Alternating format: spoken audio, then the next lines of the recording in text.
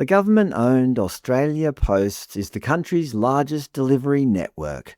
According to their website, any profit we earn is either used to pay a dividend to our shareholder, the Australian government, or reinvested.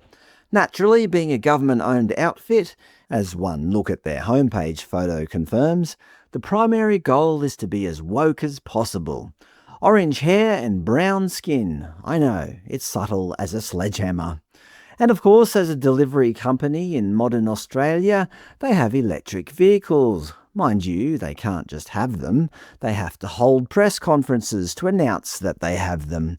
They have to slap "I'm electric" in giant font across the side of every truck, and they have to publish corporate press releases titled "The Next Stage of Our Electric Vehicle Journey."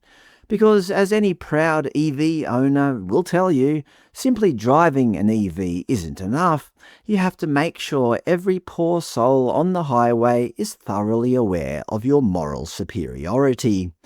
Anyway, this enterprise, which is supposedly meant to make delivering mail easy, has a fixation on mucking around with long-established place names. For some reason, they have a blog, How to Encourage Customers to Add Traditional Place Names at Checkout.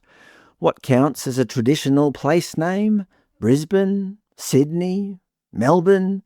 Names that have been on maps for generations? No, don't be daft. Those are far too traditional to be considered traditional. Of course, they mean Indigenous place names. It's easy for your customers to acknowledge the traditional custodians of the lands where they live, including during checkout. Because nothing ensures your parcel arrives on time quite like a geography re-education at checkout. Obviously, none of this makes any sense from a logistical point of view. Aboriginal cultures were entirely oral and never historically wrote down place names, as they didn't have a written language. Yet here we are in 2026 being encouraged to use them anyway, all in the name of corporate virtue signalling. This is the lady behind it all, as a result of Rachel McPhail's campaign. McPhail.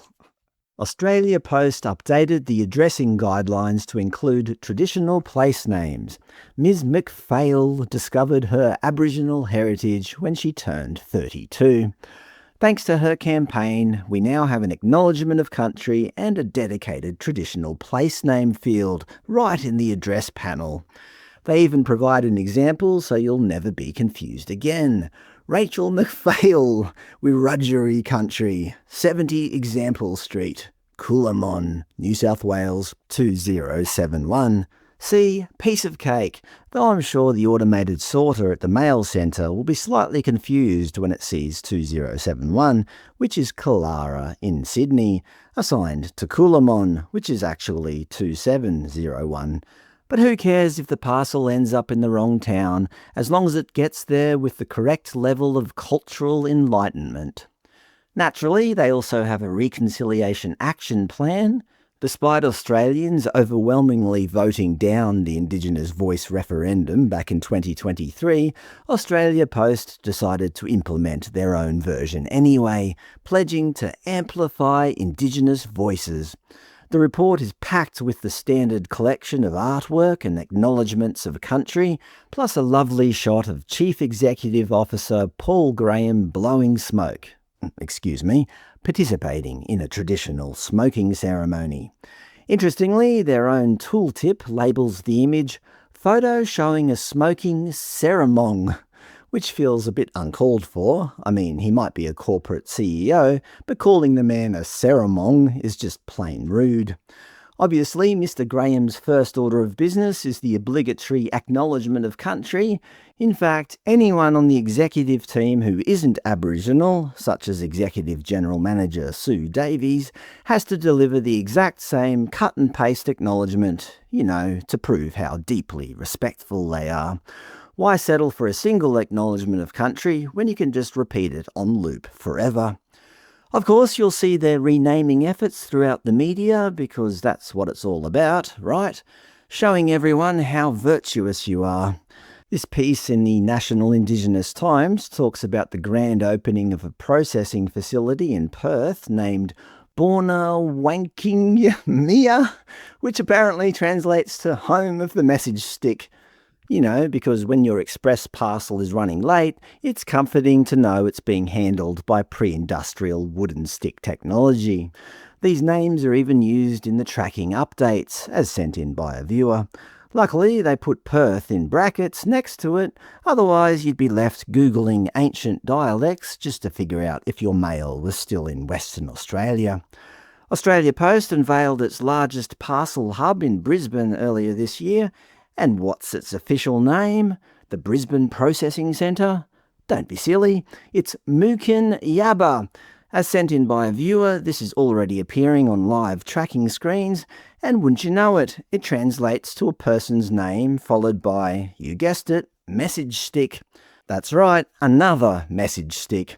It seems Australia Post is entirely obsessed with naming multi-million-dollar automated sorting hubs after sticks. And if you want to complain about any of this, you can do so directly on their website.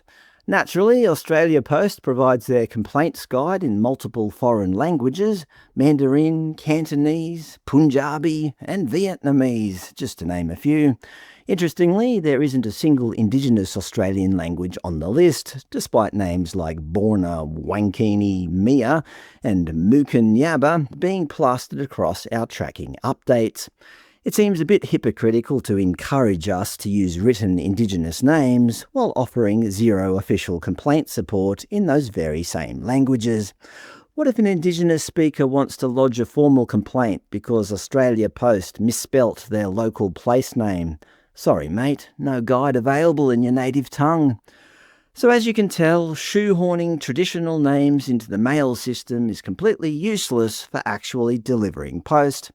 But Australia Post and the government are pushing forward anyway, desperate to show off how virtuous they are to roughly 3% of the population, at the cost of baffling the remaining 97%. If you're running a logistics company, that hardly seems like a brilliant business strategy.